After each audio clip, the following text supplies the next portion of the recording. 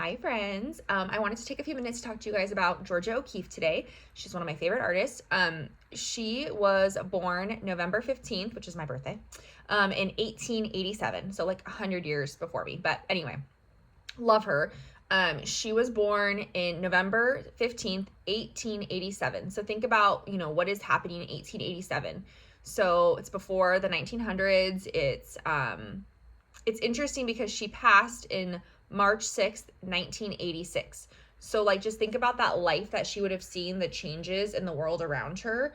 In the 80s, it was still like, yeah, we didn't have the internet quite the same way. So like that wasn't happening yet, but that was still like a huge shift from like there's cars, there's huge inventions happening during that time, from the time she was born until when she passed. So just think about that. And then her art periods are known as modernism, precisionism. Everything was just so precise. And then American modernism was the other label that they slapped on her artwork. So most people, when they think about Georgia O'Keeffe, they think about the artworks that she did in New Mexico when she was a little bit older, and she did paintings throughout New Mexico of like the landscape and just really interesting up close of flowers, like really cool stuff. But what I really like about her artwork is the way she painted skyscrapers when she was in New York City. So I'm going to show you guys some of those, and then I'm going to show you guys kind of how we can play with that idea. There's a lot of really cool like skyscraper tutorials on how to do like really detailed, realistic like layouts, and that's wonderful. That's not quite what she did. She really zoomed in and showed the like uniqueness of the buildings, and she painted them like works of art. So I'm going to show you videos and examples and you'll see what I'm talking about. But I just wanted to clarify that she's known for her desert landscapes, but we're going to focus on her skyscrapers from New York. So hold on, I'll show you all those. Okay, so when we go to the internet, we're going to find a little bit about her. I'm going to show you examples of, so this is Georgia, and I'm going to show you examples of her artwork. So this is kind of what I was talking about. She does these really close details of flowers, really interesting, getting up close. She's known for like these bones. She's known for like, these are the insides of flowers up close. This is hollyhock. This one is one of my favorites. It's the bones. She said that the desert was like well known for its liveliness. But anyway, we're not going to spend too much time here, even though if you Google her, obviously this is what you're going to see, right? All these pictures. But this is her. This is her when she was a little bit younger. But before that are her skyscrapers. So she lived in New York before she went to New Mexico. And these are all of her skyscrapers. So I really like that she did something similar with her buildings. You can kind of see the similarities, but she like kind of zoomed in on them and kind of painted them in a way that was a little more interesting than just the classic like buildings. This one is one of my favorites. You can kind of see she's going in between the nooks.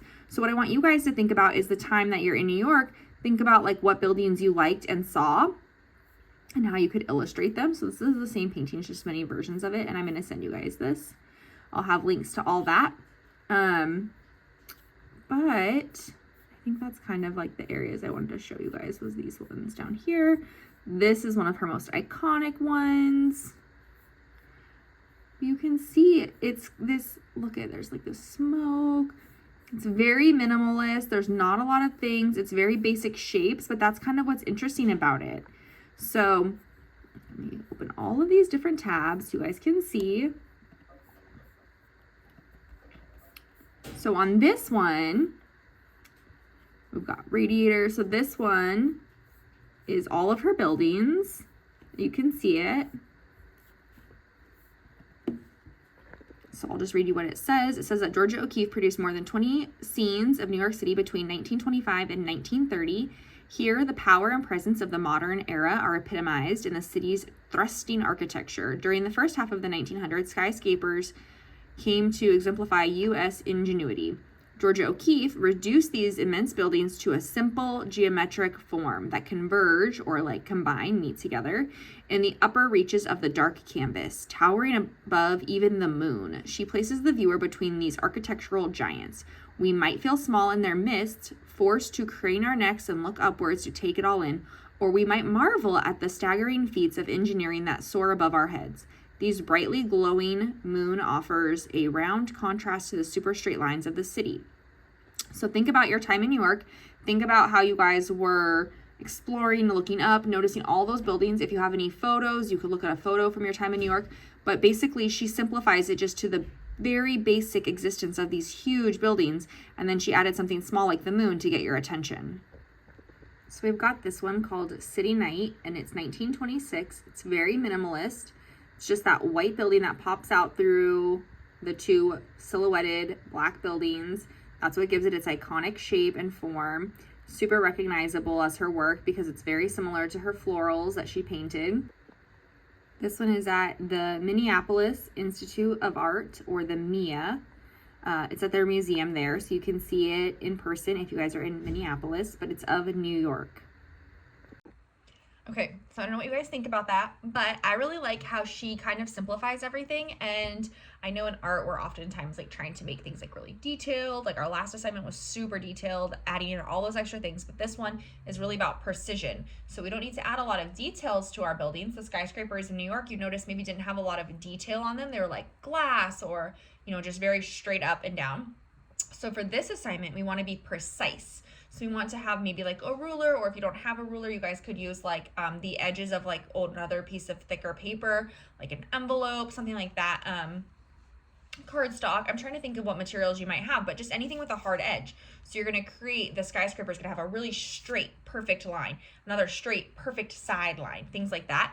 And that's how we're going to get to have a really precise building, and it's going to be towering over us. So we might add like a street lamp. That was something that she did too. The one she did with the moon, that was low, but she also does some with street lamps. So the lamp is like glowing, so you're seeing the city at night, things like that. She was really fascinated with all those buildings that were being built at that time. So that's what she was noticing in the world around her. So for you guys, I would like for you to pick maybe a picture that you took in New York, that you were like walking around and you looked up and you took a photo. And if you didn't, that's fine too. Maybe you remember a really specific place that you guys liked, and that could be something that you could add into it as well, like a building or a museum or whatever that you stopped at and saw that place, and then you could just Google it and find it, and so you can look at that for a reference image. But I'm going to show you really quickly how I would draw it, and then that way you guys can take that information with it and like kind of do your own thing. But for this assignment, we want to be precise, which means that we're going to have really straight lines. That's our goal, straight, perfect lines. And then the second thing is to simplify. So if our building has a lot of like details on it, we actually don't even need them. This one is just about having the shapes and the forms. So those are our vocab words as well, shape and form. So whenever you have a shape, that's like a basic square, circle, oval, whatever, flat. When you have form, your form is three-dimensional. It's like a sphere, like a ball that you can hold. That would be a form. So we want our buildings, even though they're on a flat sheet of paper, we want them to feel like they're popping off the paper. And we're going to do that with a little bit of shading, but we're definitely going to do it with having precise lines, because that's what's going to give us that perspective so it looks like it's coming out or towering over us. Okay, I hope you guys love this assignment, and if you don't, you can leave me a review. Just kidding. But no, seriously, if you guys don't like love this idea, kind of make it your own, kind of feel around and see how you can make it your own. But I really think like this is going to be the best way for us to really absorb and like take in the information that is New York City, because it had so many huge, tall, towering buildings. It's one of like the most amazing cities in the country. So like, let's take time to really recognize the buildings and just kind of pause and reflect on that for a minute, how they made you feel. Okay? Talk to you guys soon. Okay, so I just looked up the tall buildings in New York with the street view. So I said tall buildings in New York from the street, and these are the images I got. So if you need reference images, you could do that. I'm going to do this building on the right. For this, you're just going to use anything you have with a hard edge. I used a book. Then I want you to pick a color scheme that matches whatever your reference image has in it. Mine had a lot of blues in the building, and they were reflected off of the shiny mirror. Try to simplify it into just the colors you see. You don't have to add any detail. It's just supposed to be a basic, simplified form. That is kind of her style, iconic, just simple, but up close and personal. Make sure you're using the fat side of your pencil to get the edges, or the side of your pencil to make it so that it like shades well. And then you see I add another hard edge here. Okay, obviously this isn't done, but I wanted to say like where I added this hard edge, that's because this is a lower building, and then there's another building here, and then there's another building peeking in here. I haven't finished coloring those, but when I do, I'm going to add in those hard edges. So you always shade from this side over, or on this one I shaded down, and then I shaded and blended it in over. So make sure you're shading and blending. Lastly, if you want something a little bit simpler, I just did 2 basic buildings. One has a pointed roof like one of her paintings, and the other one just has another angled roof, so it should be easy to add some details, shade, and color.